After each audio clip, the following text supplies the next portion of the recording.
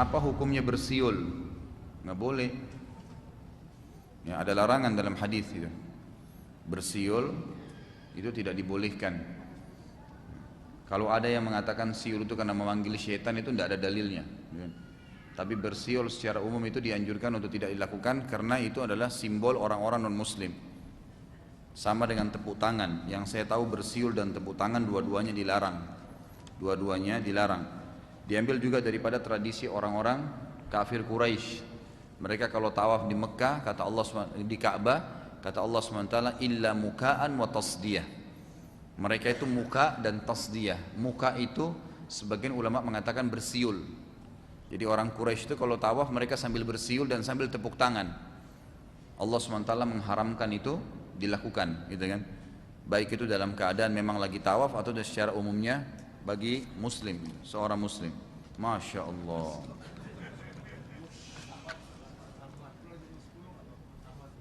Akhwat ya. Ini ikhwah mentang-mentang sudah duluan pertanyaannya, akhwatnya yang disalahin. Apakah sah wudhu dan sholat seseorang yang bertato? Sah, nggak ada masalah. Sudah saya jelasin kan? Dia bertato itu hukumnya melanggar agama, haram. Ini nanti baru tambah nih. Tambah pertanyaan 3 lembar, Masya Allah.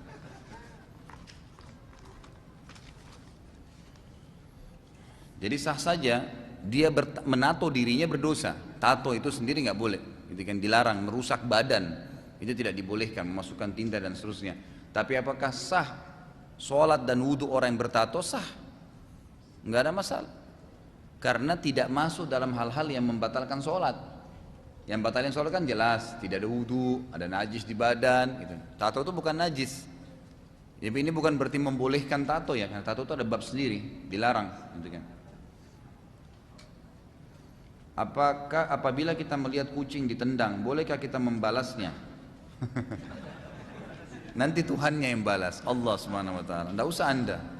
Hanya tendang-tendangan berlanjut lagi. Ustaz, ada berapakah jenis bid'ah itu? Lalu bagaimana caranya mengajarkan teman bahwa bid'ah itu berbahaya? Karena teman Ana setiap Ana share tentang hadis-hadis yang membicarakan bahwa beberapa perbuatan yang sekarang berarti bid'ah, Ana selalu dicelahnya, Ana dibilang sedikit-sedikit bid'ah. Anda kayak Wahabi aja. Jadi sudah saya jelasin, bid'ah itu dari siapa? Perkataan bid'ah? Hah? Dari Nabi Muhammad SAW. Bukan dari lidahnya dai-dai, bukan. Saya dan teman-teman dai ini hanya menyampaikan hadis Nabi. Kan Nabi bilang, hadis yang terkenal hadis irbat dalam hadis sahih, alaikum bisunnati wa sunnah khulafa'ur rasyidin mahdina min ba'di addu 'alaiha bin nawajid, gitu kan? Berpegang teguhlah pada sunnahku, semua tuntunanku, kata Nabi, dan tuntunan para khulafa'ur rasyidin Abu Bakar, Umar, Uthman dan Ali, dan berpegang teguhlah pada sunnah-sunnah itu walaupun dengan harus gigi geraham kalian. Karena Nabi tahu nanti pada akhir zaman ini akan berat orang pegang sunnah Nabi, gitu kan? Akan dicela, akan dihina dan seterusnya. Kemudian beliau mengatakan, wa iyyakum wa muhdatsatil umur, dan hati-hati kalian dengan perbuatan-perbuatan yang baru dalam ibadah. Ya, muhdatsat ini begini, perbuatan ibadah yang tidak punya tuntunan wahyu, itu muhdatsat. Hati-hati kalian dengan perbuatan yang kalian anggap ibadah, padahal bukan ibadah, karena nggak ada tuntunan wahyunya, gitu kan? Terus beliau mengatakan fa inna kulla muhdatsatin bid'ah, kata Nabi. Semua perbuatan ibadah yang tidak punya tuntunan wahyu itu adalah perbuatan baru dalam agama. Bid'ah itu perbuatan baru dalam agama yang Nabi nggak pernah contohin dan juga sahabatnya. Terus Nabi bilang apa? Wa inna kulla bid'atin dhalalah. Semua bid'ah itu membawa pelakunya pada kekeliruan dan kesesatan. Nabi yang sabda itu. Nabi kita yang berbicara hadis sahih. Lalu beliau mengatakan wa inna dhalalatin finnar, dan kekeliruan dan kesesatan dalam ibadah, buat ibadah yang tidak Allah perintahkan dalam Qur'annya dan juga Nabinya contohkan dalam sunnah, akan membawa pelakunya pada api neraka karena sia-sia. Jelas sabda Nabi. Dalam hadis riwayat Muslim yang lain kata Nabi SAW, man ahdatsa fi amrina hadza ma laysa minhu fa huwa raddun aw mardud. Siapa yang berbuat ibadah yang tidak kami contohkan akan ditolak atau tertolak. Jelas sekali. Ngapain repot-repot ibadah yang tidak ada tuntunannya itu, yang ada tuntunannya aja sudah repot dikerjakan.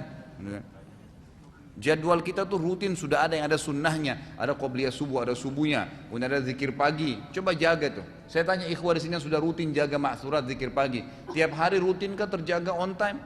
Itu aja kita kadang-kadang masih kelepasan gitu kan. Zikir pagi, habis itu sholat duha. Sholat duha sudah nggak? 8 rakaat, udah dikerjain belum?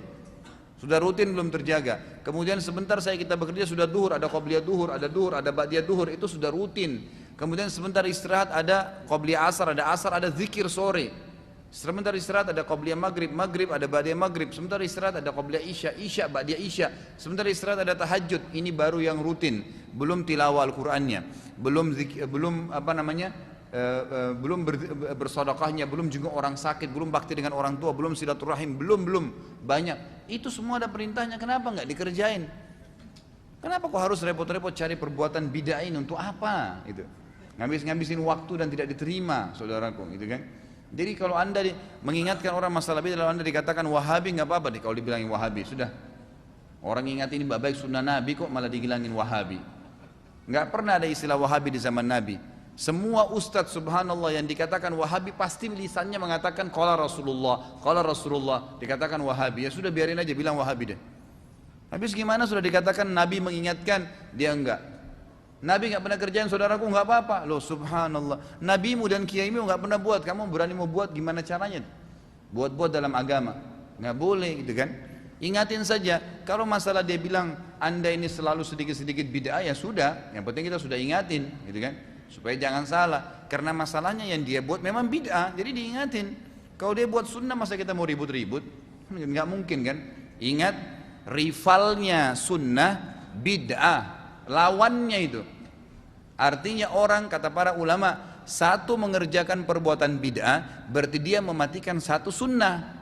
Kalau orang mengerjakan satu sunnah, dia sedang mematikan satu bid'ah. Udah nggak usah repotin diri dengan bid'ah nih, sunnah aja banyak belum dikerjain, jauhin aja gitu kan. Tugas kita menyampaikan, Allahu a'lam.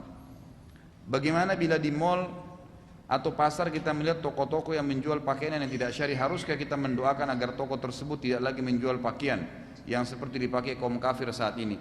Saya kan sudah pernah bilang, menjual pakaian yang anda anggap tidak syar'i ini, misalnya pakaian yang terbuka bagi wanita, itu tidak semuanya haram ya, nggak semua haram. Bolehkah seorang muslim jual baju dalam wanita? Boleh, karena muslimah juga mau pakai. Di depan suaminya kan dia butuh baju tidur. Masa biar dengan suaminya pakai cadar, mau pakai jubah, nggak mungkin. Butuh itu kan. Jadi tidak spontanitas haram. Bolehkah seorang muslim jual TV? Boleh.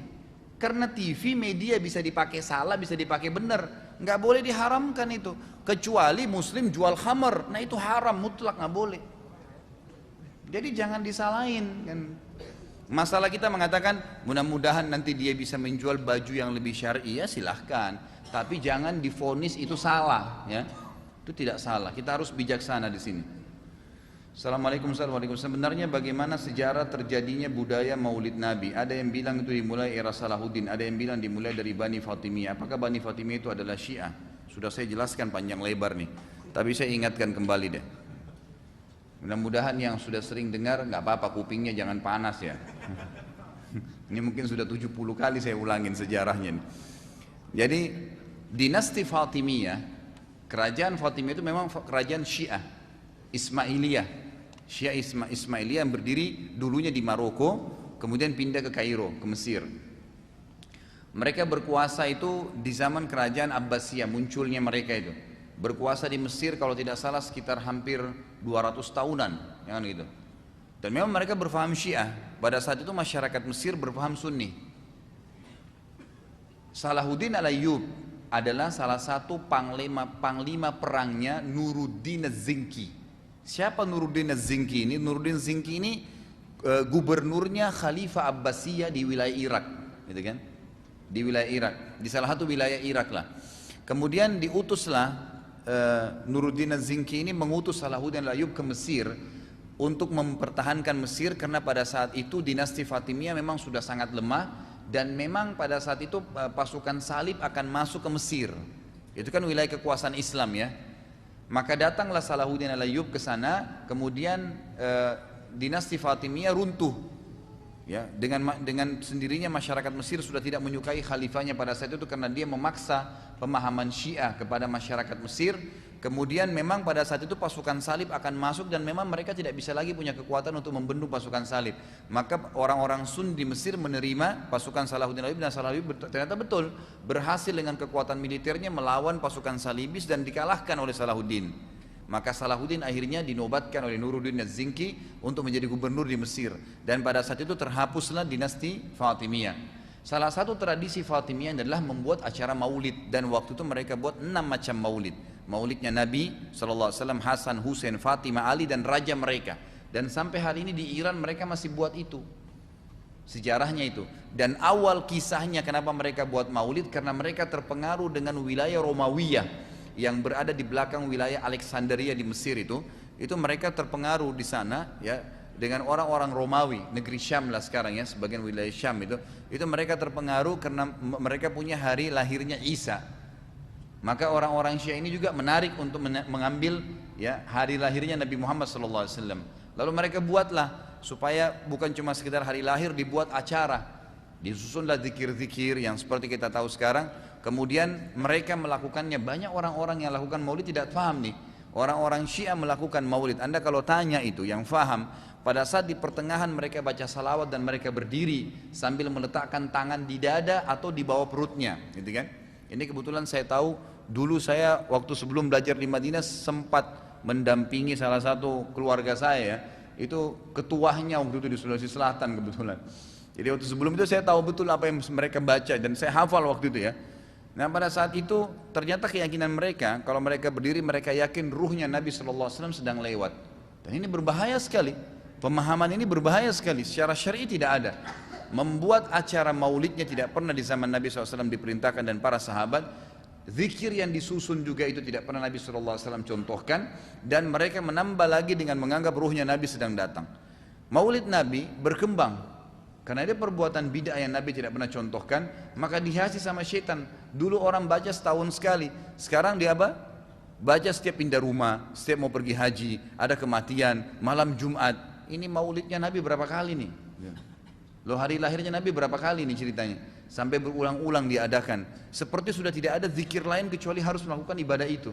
Bahkan yang kita sayangkan, semoga Allah berikan hidayah, sebagian orang di Jakarta ini jadikan sebagai tempat ajang mengumpulkan duit, gitu kan? Acara maulid diadakan lalu kemudian sumbangan sekian orang masuk biaya dan seterusnya. Nih, dari mana ini? Kalau Anda cinta kepada Nabi SAW, Anda mestinya melawan itu, menolak bid'ah itu, karena Nabi larang, nggak boleh.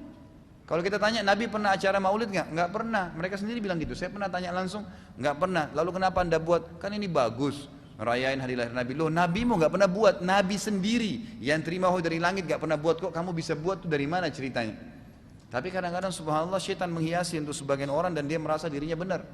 Ini nggak boleh sebenarnya, sejarahnya memang begitu. Jadi tidak pernah ada perintah dari Nabi SAW, tidak pernah contoh dari para sahabat, dan munculnya justru ya kurang lebih itu muncul di 400 tahun ya setelah Nabi SAW meninggal dunia. Allahu alam, ini atau 500 tahun setelah itu baru muncul acara maulid ini, dan itu juga tidak pernah dicontohkan oleh para sahabat. Dan Salahuddin Al-Ayyub akhirnya mengubah. Beliau tanya pada masyarakat Mesir, waktu itu dalam buku-buku sejarah disebutkan, kenapa kalian buat maulid ini? Mereka bilang untuk mengenang hari lahirnya Nabi atau mengenang sejarahnya Nabi. Maka Salahuddin mengubah tradisi itu di Mesir dan membuat sayembara penulisan sejarah Nabi.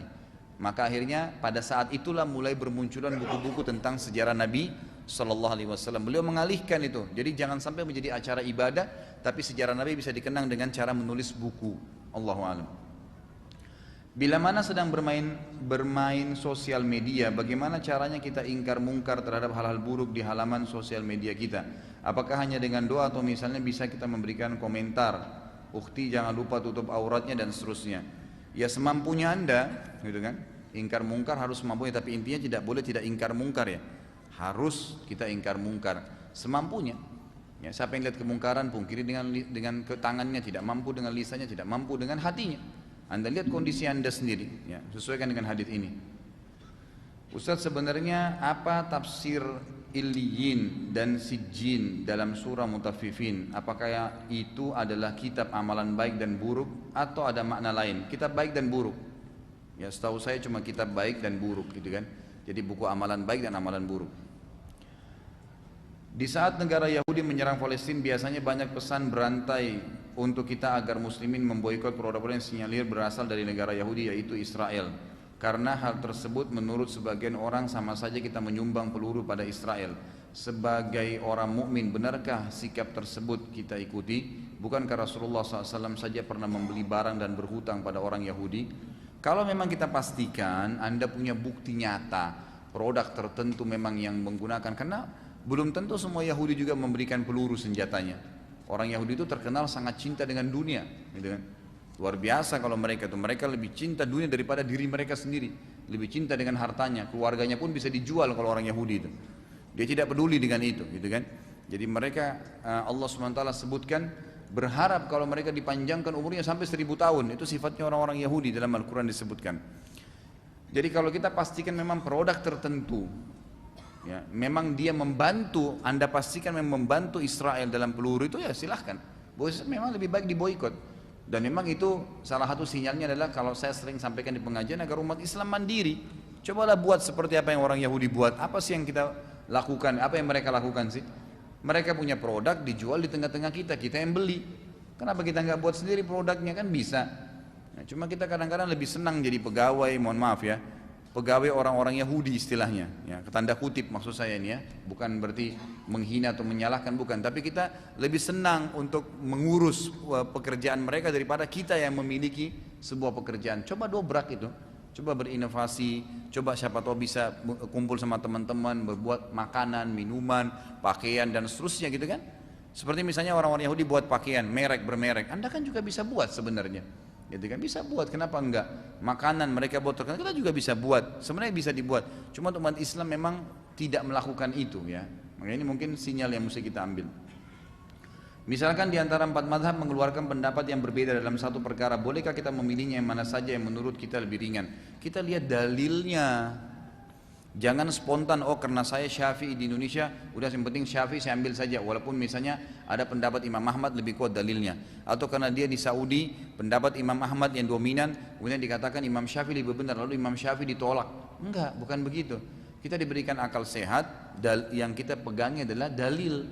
Ya kan gitu. Imam Ahmad, Imam Syafi'i, Imam Abu Hanifah, Imam Malik, mereka hidup di zaman itu. Tidak ada media yang kayak kita sekarang bisa menggabungkan pendapat mereka kan. Jadi berpisah-pisah.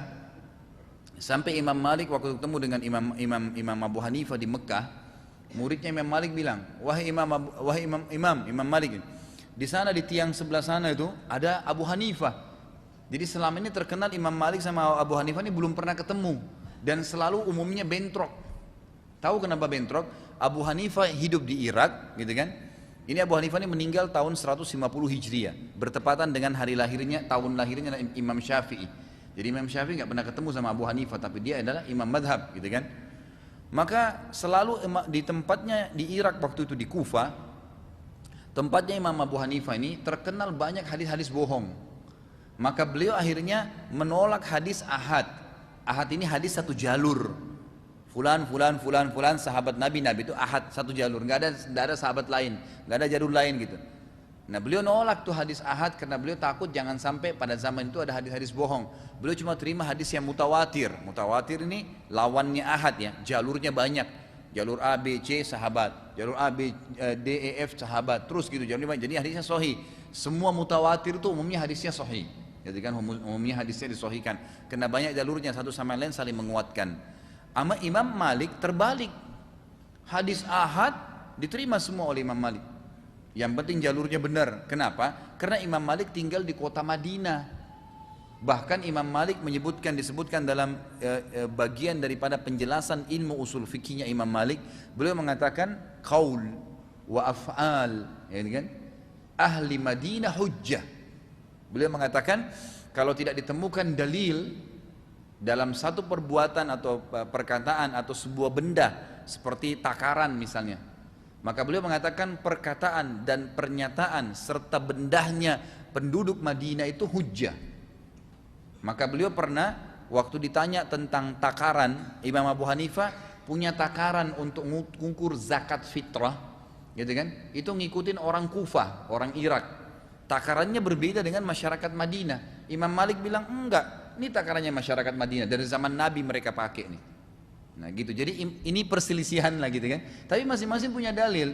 Akhirnya waktu muridnya Imam Malik bilang di sana, tiang sana ada Imam Abu Hanifah tuh. Imam Malik datangin, dialoglah berdua, gitu kan. Jadi dialog di antara kedua. Begitu selesai berdialog, murid-muridnya Imam Malik penasaran nih mau dengar. Wahai Imam, bagaimana tadi? Kata Imam Malik rahimahullah, beliau memuji Imam Abu Hanifah, beliau mengatakan, Allah telah memudahkan saya bertemu dengan seseorang yang kalau dia mau buat tiang masjid ini berbicara, bisa berbicara. Artinya saking luar biasa ilmunya gitu. Dia tidak sembarangan gitu orang itu. Jadi akhirnya Imam Malik pun memuji Imam Abu Hanifah. Jadi karena di sini alasannya adalah alasannya dalil, argumennya apa? Benar atau enggak? Kan begitu. Imam Syafi'i mengatakan kepada Imam Ahmad, Imam Syafi'i ini lahir tahun 150, Imam Malik meninggal 179. Jadi Imam Syafi'i sempat belajar, ya, mengambil dari kitab Muwatta Imam Malik. Kemudian Imam Syafi'i ini sampai menjadi seorang alim besar. Dan salah satu muridnya namanya Ahmad bin Hanbal, imam madhab yang lain. Tapi Imam Ahmad bin Hanbal lebih fokus ke masalah ilmu hadis, Imam Syafi'i lebih fokus ke masalah hukum fikih. Maka apa kata Imam Syafi'i kepada Imam Ahmad? Wahai Ahmad, kalau seandainya ada sesuatu yang sampai kepadamu dari Nabi SAW, hadis, gitu kan, yang bertolak belakang dengan pendapatku, sampaikanlah kepada kami, maka kami akan meluruskannya. Jadi Imam Syafi'i pun tidak fanatisme.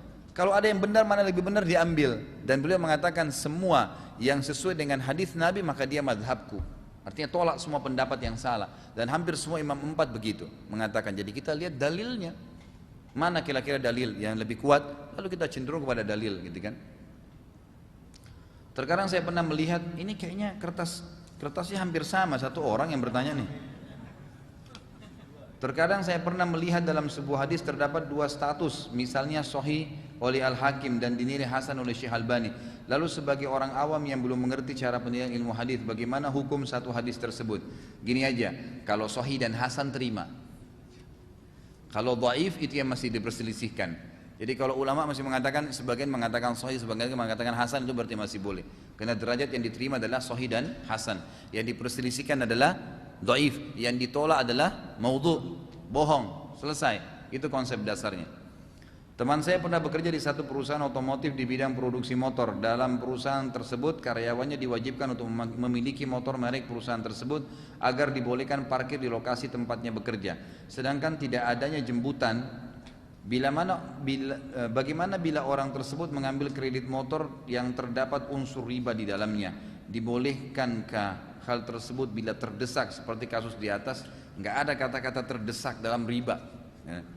Dalam masalah haram nggak ada kata-kata terdesak. Masalah orang bilang terdesak harus kredit, kalau enggak bisa punya rumah. Sama dengan orang bilang terdesak saya tinggal serumah dengan pezina, jadi terpaksa. Gitu. Nggak boleh, nggak masalah.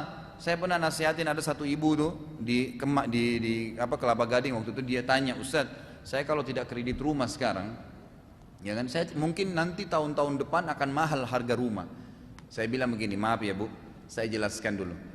Saya tanya dulu dan ibu tanya dengan hati nurani, jawab dengan hati nurani. Kalau ibu belum beli rumah sekarang dan ibu kontrak, kenapa? Kenapa kalau kontrak? Coba renungi kalimat ini ke dalam hati ya, jangan cuma tiba-tiba emosional, tidak.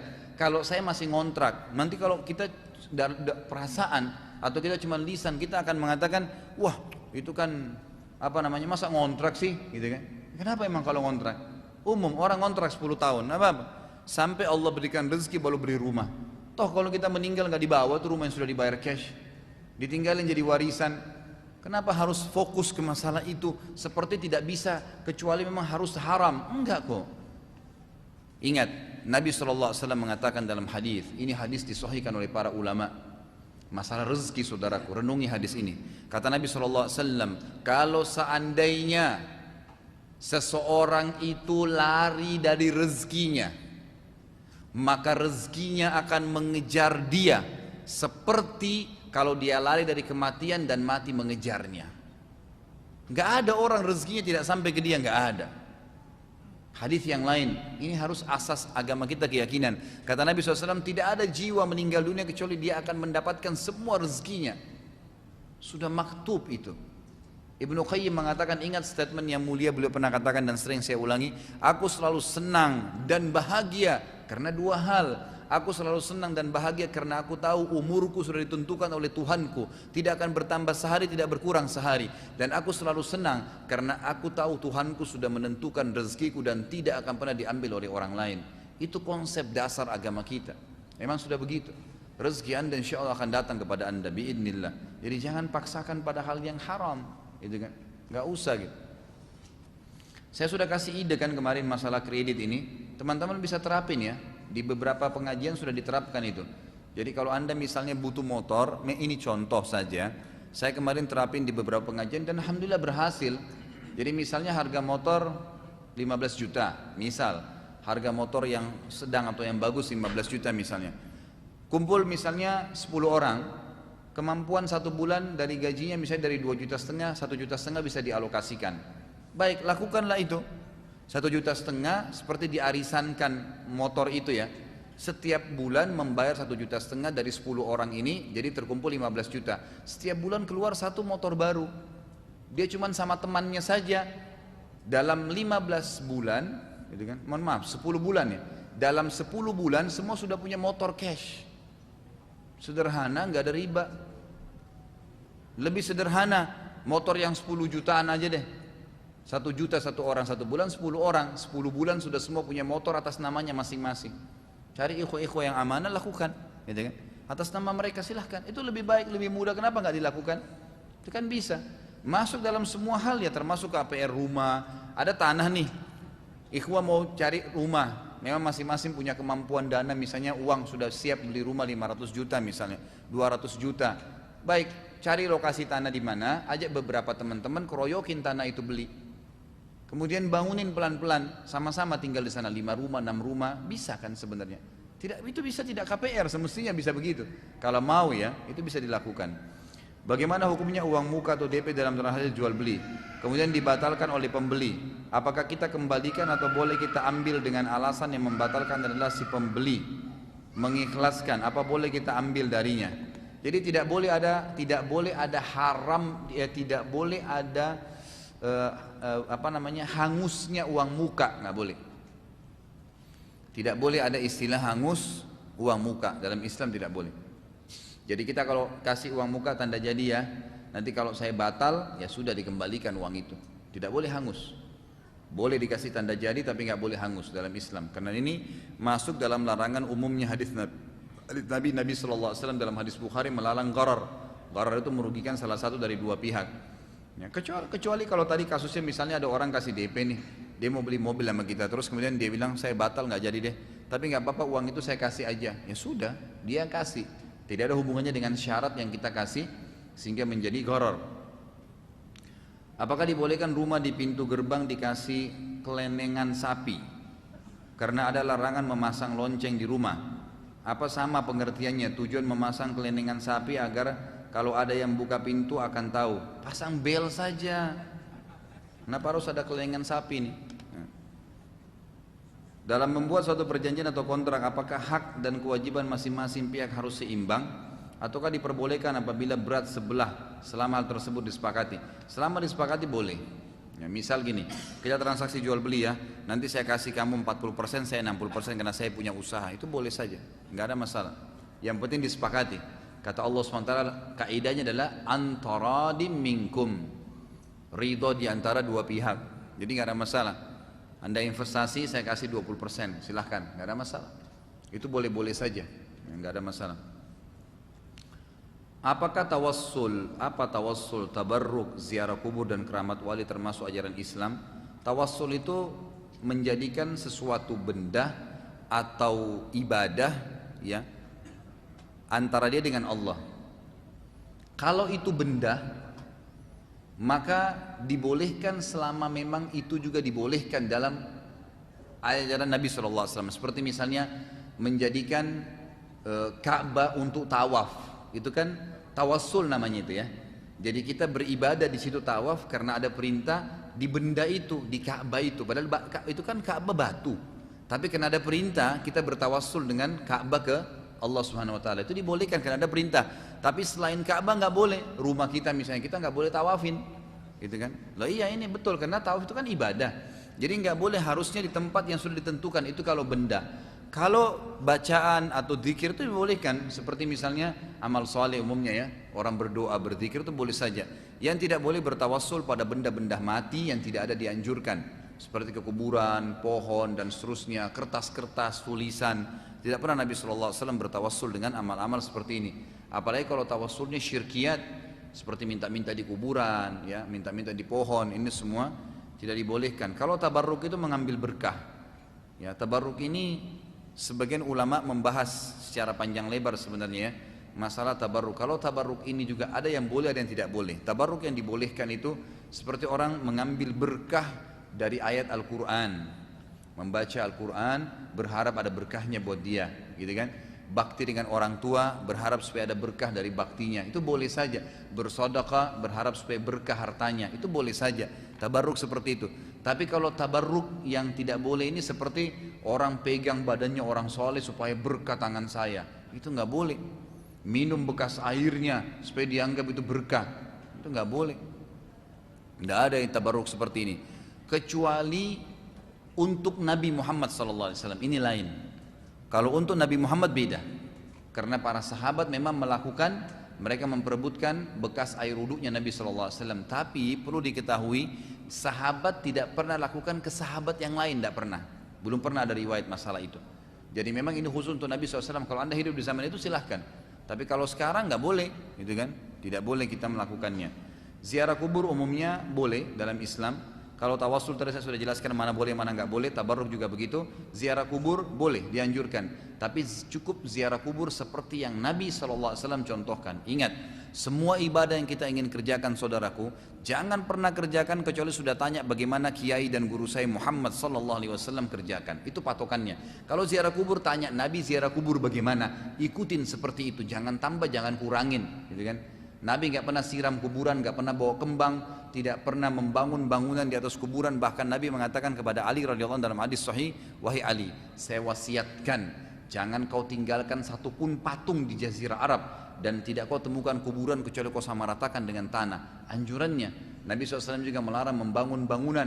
Beliau mengatakan jangan jadikan ya masjid kalian seperti kuburan. Maksudnya dibangun atau kuburan kalian menjadi masjid. Ya, ada hadisnya mengatakan jangan kalian jadikan kuburan kalian masjid, tempat ibadah dibangun-bangunin, nggak boleh. Memang dilarang, kita datang, doain, berikan salam, pergi, selesai.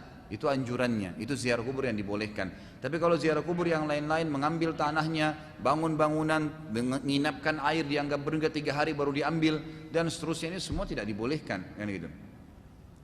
Keramat wali sudah saya bahasakan. Ya karamatil aulia ada, ya ada. Tapi ini ada batasan-batasannya, gitu kan. Kata Imam Syafi'i rahimahullah, jangan kalau ada orang yang terbang di atas air, ya, jalan di atas air atau terbang di atas udara, gitu kan. Maka jangan kamu percaya itu, ya, selama dia yang mengakui, dia bilang ini saya, gitu kan. Dan selama kau belum melihat cara sholatnya.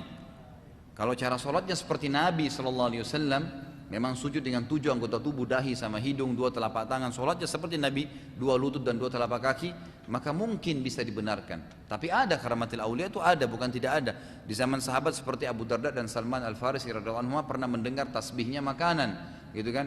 Umar bin Khattab pernah teriak waktu dia kirim pasukan ke Persia, dia mengatakan wahai pasukanku naiklah di atas gunung. Kata pasukannya hanya menang peperangan. Waktu mereka pulang mereka mengatakan wahai Amir Mukminin, kami dengar suara anda ada di medan perang menyuruh kami naik di atas gunung dan kami hampir musnah pada saat itu. Umar nggak tahu kenapa beliau lakukan, tiba-tiba terlintas ingin mengucapkan kalimat itu dan terdengar di medan perang. Itu pernah terjadi, itu pernah terjadi. Dan beberapa tabi'in juga begitu, ya. Mereka juga ada yang seperti, mohon maaf, sahabat Abdullah bin Umm Maktum, muadzin Nabi SAW yang buta, pada saat dia jalan pulang dari masjid ke rumahnya, itu sahabat-sahabat lain melihat dia tidak lihat dia buta, dari dahinya keluar cahaya yang terang menerangi jalan menuju ke rumahnya. Itu ada terjadi, ada karamat di kalangan para sahabat. Bisa juga terjadi kepada orang-orang saleh. Tapi ini ulama memberikan kaidah-kaidah dhabitnya. Dia sendiri tidak tahu apa itu dan kapan terjadi, gitu kan? Kemudian memang dia tidak membangga-banggakan dan memang dia adalah orang yang mengikuti sunnah Nabi sallallahu alaihi wasallam. Sahihkah hadis yang menggunakan sisa bangkai untuk mengecat perahu menggunakan apa ini? Sahihkah hadis yang sisa bangkai untuk mengecat perahu? menggunakan bangkai itu dilarang. Allahu alam, saya tidak tahu ini. Saya tidak pernah tahu ada bangkai yang boleh dipakai dalam Islam. Apakah diambil minyaknya atau tidak? Setahu saya itu tidak dibolehkan ya. Kalau bangkai hewan darat dan hewan udara. Tapi kalau hewan air umumnya boleh semua, karena bangkainya halal. Kata Nabi SAW tentang air, sungai dan lautan, halal bangkainya dan suci airnya. Berarti boleh saja. Kalau dia ambil minyak ikan misalnya dipakai bersihkan atau dipakai untuk ngecat, dijadikan bahan cat bisa saja. Pokoknya hewan air ya. Kalau hewan darat dan hewan udara jelas tidak boleh bangkainya. Bagaimana dengan bahan bakar kita bensin yang berasal dari bangkai atau fosil hewan? Allahu alam. Saya tidak tahu kalau memang itu dari hewan-hewan yang dihalalkan, ya, sapi misalnya, yang umumnya dihalalkan itu boleh-boleh saja.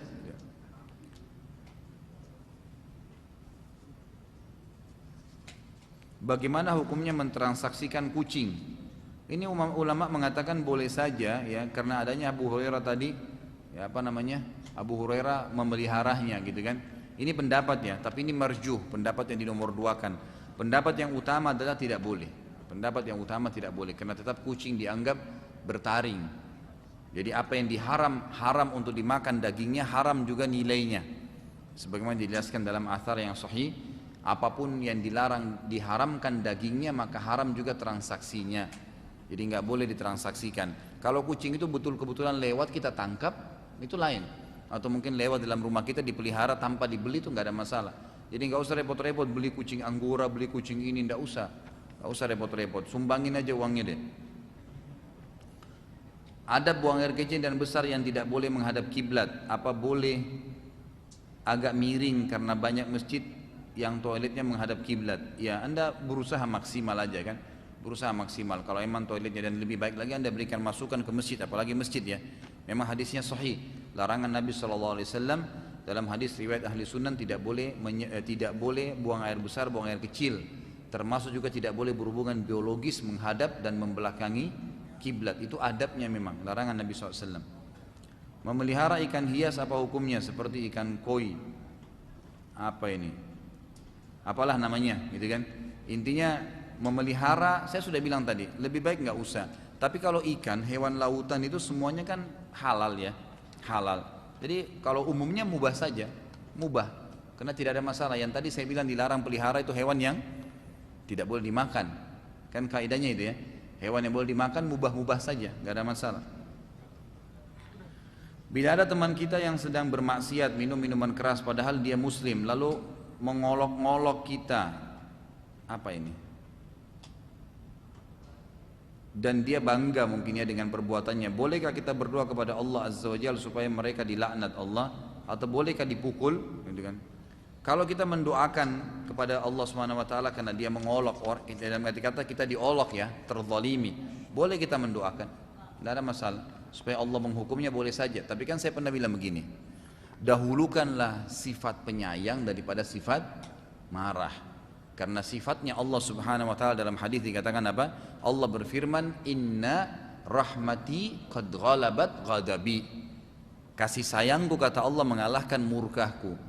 Kata para ulama, orang yang mau menjadi hamba-hamba Allah, maka dia sebaiknya mengambil sifatnya Allah ini.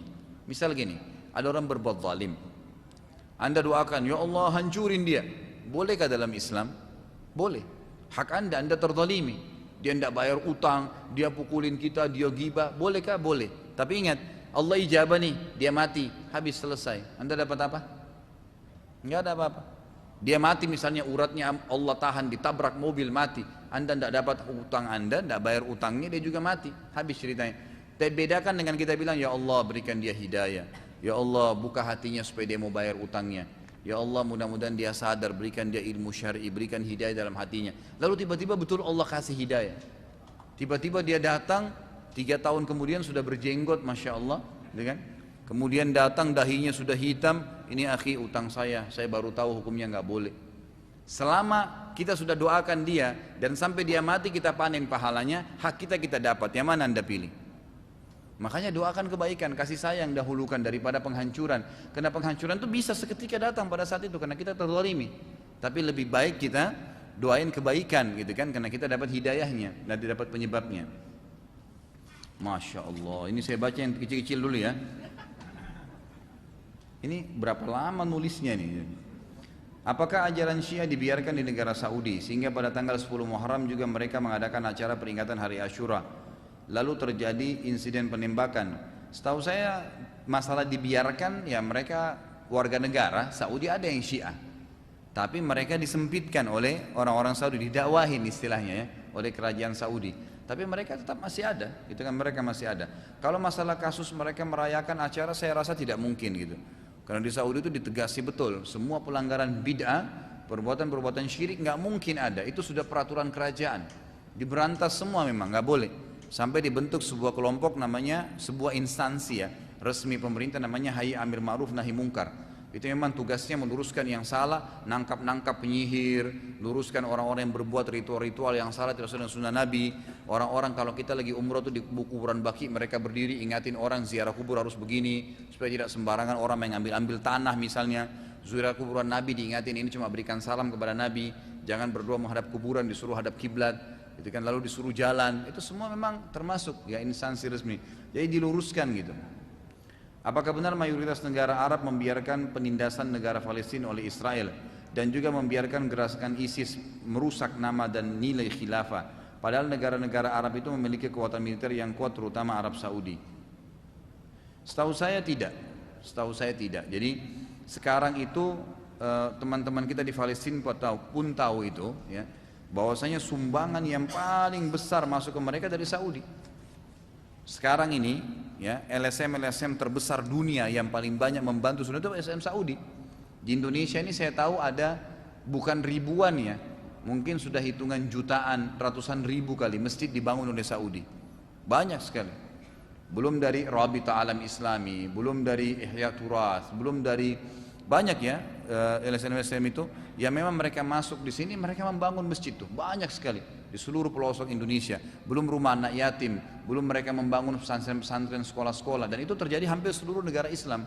Termasuk Palestina itu banyak sekali dibantu oleh Saudi, banyak sekali dibantu diperbaiki, orang-orang yang hijrah diterima, kemudian mereka dikirimin, dibangunin pendidikan dan banyak sekali sebenarnya. Jadi itu tidak benar sebenarnya. Kalau masalah bagaimana kenapa sampai sekarang belum dimenangkan, belum ada kerajaan yang datang kemudian melawan Israel, itu Allahu alam. Sampai derajat itu saya tidak tahu kenapa sebabnya. Tapi yang jelas kita bisa mengambil hikmah-hikmah syar'i.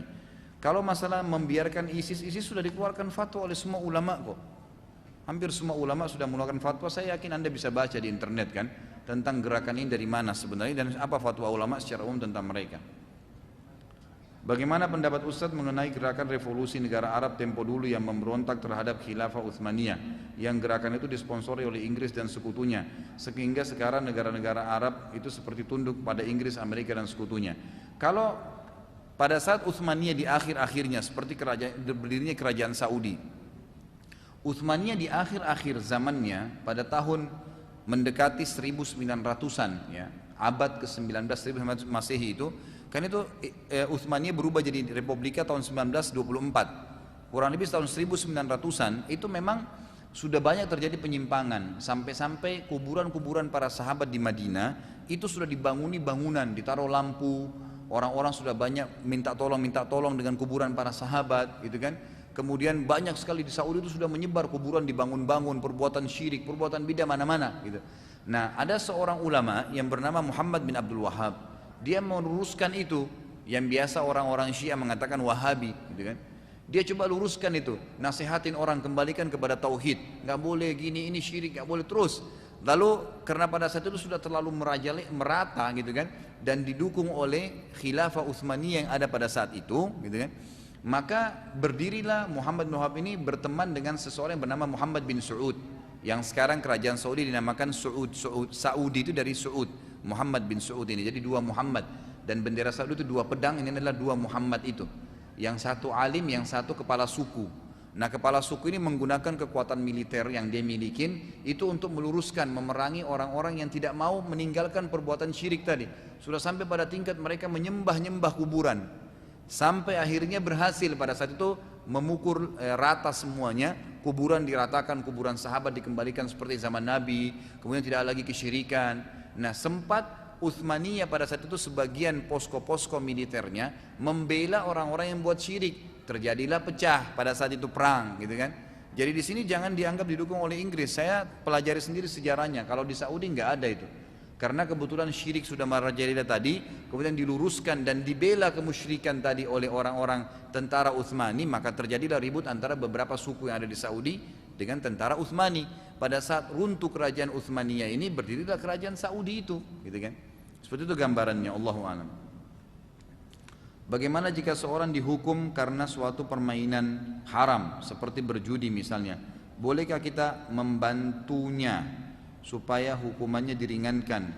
Ya, hukuman sebenarnya mengambil alih itu pemerintah ya, wali, pemerintah, tidak boleh individual. Kalau secara individu memang secara instansi pemerintah dihukum, lalu kita cuma minta untuk diringankan, boleh-boleh saja, nggak ada masalah. Itu boleh, halal saja. Bagaimana hukumnya menandai hewan ternak dengan menindi telinganya atau mewarnai bulu dan anggota tubuhnya? Menindi berarti memberikan rasa sakit, nggak boleh. Tapi kalau mewarnai boleh saja. Ini tidak ada masalah. Mewarnai selama itu tidak menyakiti. Seperti dicontohkan di daerah saya, bahwasanya tujuan memelihara anjing itu bertujuan untuk berburu babi pada hari-hari libur ke hutan sebagai olahraga dan sambil membawa anjing ke hutan.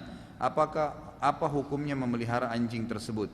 Nggak boleh, karena jelas dia pakai berburu untuk yang haram. Yang tadi kita jelaskan itu dibolehkan kalau berburunya hal-hal yang dibolehkan, yang halal. Apa hukumnya istimna, sengaja mengeluarkan mani dengan tangan? Sama hukumnya dengan berzina? Beda. Onani itu hukumnya haram, termasuk haram, dan ini disepakati oleh para ulama. Tidak dibolehkan mengeluarkan air mani secara sengaja itu tanpa campur tangan pasangan halal. Dan ulama mengatakan ini berada di bawah zina. Dia termasuk perbuatan dosa, dan ini penyakit ya. Ini penyakit. Orang yang terbiasa melakukan onani itu, maka dia tidak akan merasakan nikmatnya berhubungan biologis pada saat menikah. Kecuali kata para ulama memang yang lakukan adalah pasangannya. Karena dengan hikmah Allah Subhanahu wa taala dibolehkan. Jadi boleh istri melakukan pada suaminya, boleh melakukan oral seks, itu semua dibolehkan dalam Islam. Yang tidak boleh meletakkan kemaluan di dubur, hanya itu yang tidak boleh. Yang lain masih dibolehkan selama tidak ada ikrah. Ikrah itu paksaan, gitu kan? Jadi tidak boleh. Onani hukumnya haram. Rasulullah SAW memerintahkan untuk mewarnai uban dengan warna selain hitam. Bagaimana dengan mewarnai rambut yang belum beruban atau masih hitam? Semuanya dengan warna selain hitam. Boleh saja. Ulama sepakat mengatakan boleh mewarnai selain warna hitam. Masih lama? Bolehkah akikah menggunakan kambing betina? Boleh, nggak masalah, yang penting tidak cacat. Jadi boleh kambing betina. Apa sebabnya? Apa sebab musababnya suami bercerai dengan istrinya? Allahu alam. Ya Allahu alam. Apa sebabnya gitu? Anda sendiri bisa jawab gitu kan? Kalau dikatakan apa gambaran syar'i yang membolehkan, atau apa alasan syar'i yang membolehkan suami menceraikan istrinya, nah itu boleh saya jawab tuh, gitu kan. Tapi kalau sebab musababnya ya tergantung individual. Ada orang mungkin karena dia bosan, ada orang karena ini, ada orang karena itu, godaan syaitan, tidak paham agama, banyak. Bolehkah kita mendoakan selain hidayah untuk non muslim, seperti membalas salam, mendoakan kesehatan? Membalas salam boleh, tapi dengan wa'alaikum saja. Sudah saya jelaskan hukumnya ya. Nasrani mengatakan assalamualaikum, kita bilang waalaikum, itu saja, dan untuk kalian. Itu sesuai dengan hadis Bukhari.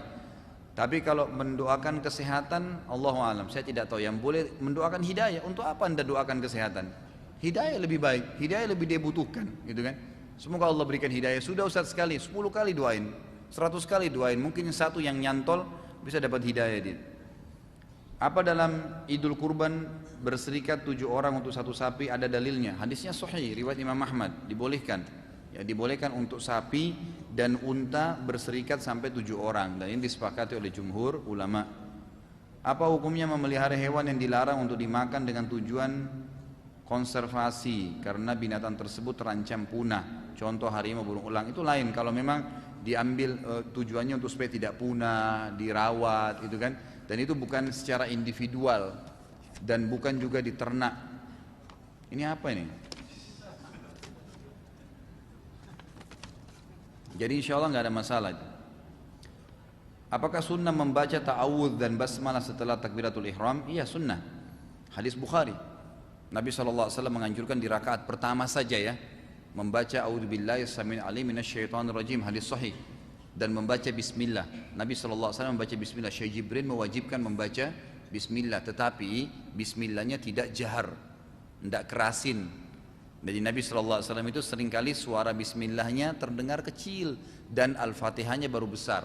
Itu dalam sholat. Tapi kalau di luar sholat bismillah dikerasin tidak ada masalah.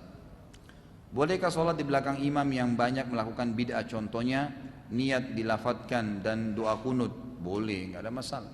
Nggak ada masalah itu. Jadi dalam hadis kan dikatakan kalau kalian sholat dan imam mengimami kalian, kalau imamnya benar dia panen pahala kalian, kalau dia salah dia dapat hukuman dan kalian tetap dapat pahalanya. Jadi ulama mengambil hukum dari hadis ini, ya, bahwasanya seseorang boleh sholat di belakang orang yang melakukan bid'ah, ya, kecuali bid'ahnya mukaffirah, ya. Karena kalau masalah kunut, masalah lafaz itu kan bid'ah yang bukan mukaffirah, bukan sampai mengkafirkan, itu perbuatan bid'ah yang berdosa umumnya gitu kan.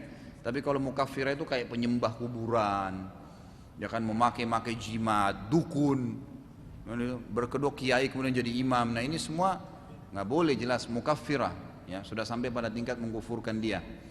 Saya pernah membeli kucing untuk orang, apakah jual beli itu haram? Ya sudah saya jelaskan, tidak boleh, hukumnya haram dan Anda bertobat kepada Allah. Saat ini banyak orang yang membuat quote di sosial media dan tidak sedikit yang menukil dari Al-Quran dan hadis, seakan-akan kalimat tersebut milik dia. Apa pendapat antum? Saya tidak tahu maksudnya apa. Jadi kalau dia hanya memberikan saran, ya, dengan menggunakan dalil silakan, ya, gitu, tidak ada masalah. Tapi kalau maksudnya adalah mengambil firman Allah Subhanahu Wa Taala, lalu dia tidak menyebutkan kalau itu firman Allah, ini ditegur, ulama larang. Jadi tidak boleh seseorang mengatakan, misalnya hadis Nabi ini diambil matannya saja, isinya saja, lalu dia bilang seakan-akan statement dia itu nggak boleh. Sama dengan firman Allah, dua-duanya Al-Quran dan hadis tidak boleh, harus disebutkan qala Allah, qala Rasul alaihissalatu wassalam, gitu kan. Itu yang saya ketahui. Saya adalah seorang suami yang dimana istri saya telah meninggal 9 bulan lalu. Lalu saya ingin menikah lagi. Akhwat nih, ada yang nawarin diri nih. Tetapi di dalam hati selalu merasa tidak enak dan tenang. Bagaimana kiat-kiat agar saya tidak merasa hal tersebut? Menikah segera, insya Allah hilang tuh, ya, was-wasnya hilang.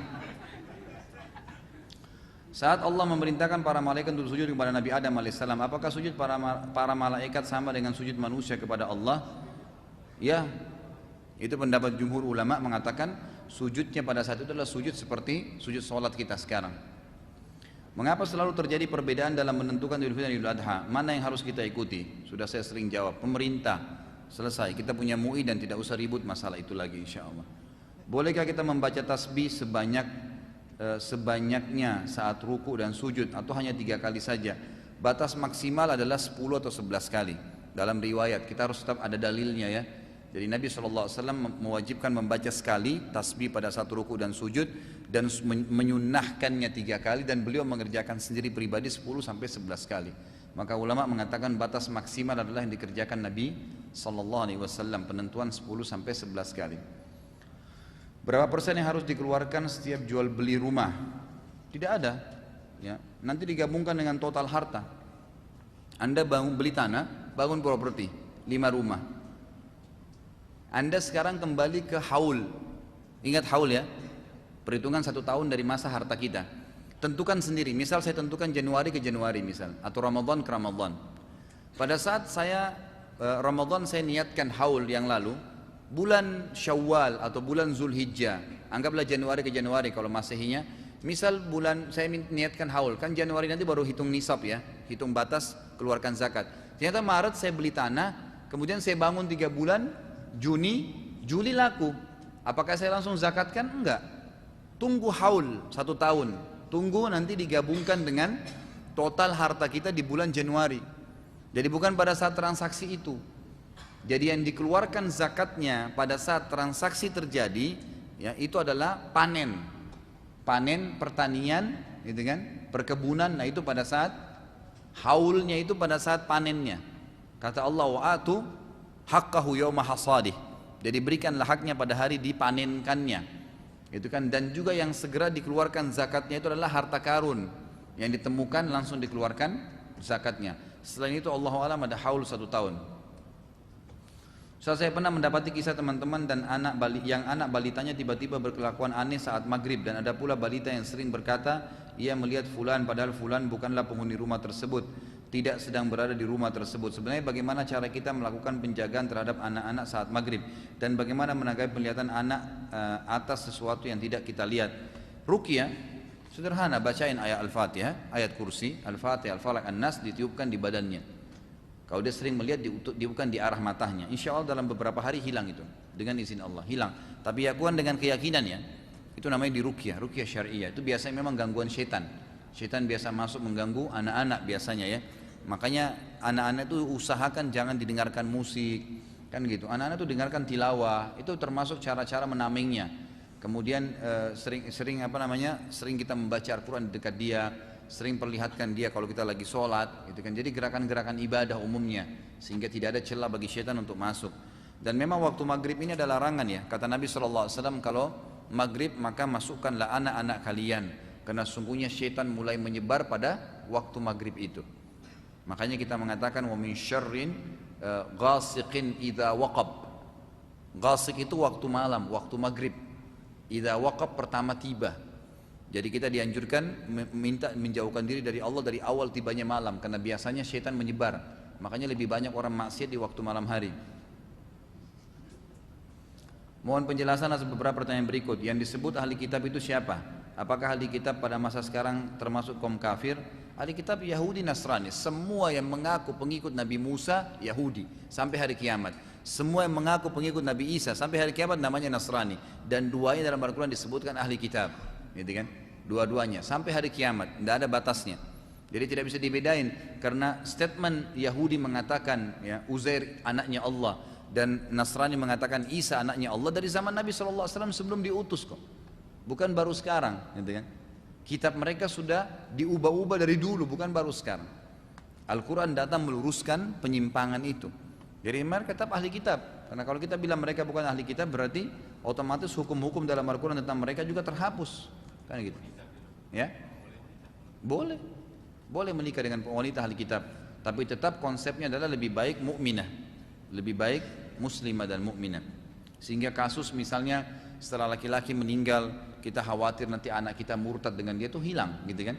Keraguan-raguan masalah itu, karena kalau muslimah walaupun misalnya buruk akhlaknya kemudian cerai, tidak mungkin dia bawa murtad anaknya, gitu kan? Sangat kecil kemungkinan.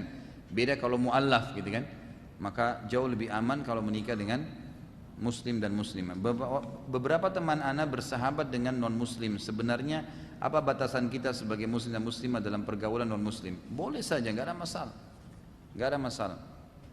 Para sahabat Nabi banyak yang berteman dengan orang-orang kafir, banyak. Ada yang berteman dengan orang-orang Yahudi di Madinah, gitu kan? Nabi SAW itu bersahabat dengan pendeta Yahudi, bersahabat dekat. Yang Nabi utang sampai 20 sak kurma itu, 20 genggam kurma itu kena sahabat Nabi SAW. Abdullah bin Salam yang masuk Islam akhirnya pendeta Yahudi itu adalah teman Nabi SAW. Jadi boleh berteman, tapi pada batasan tidak boleh memberikan dukungan terhadap ibadah mereka, dan tidak boleh sampai mereka mengganggu akidah kita.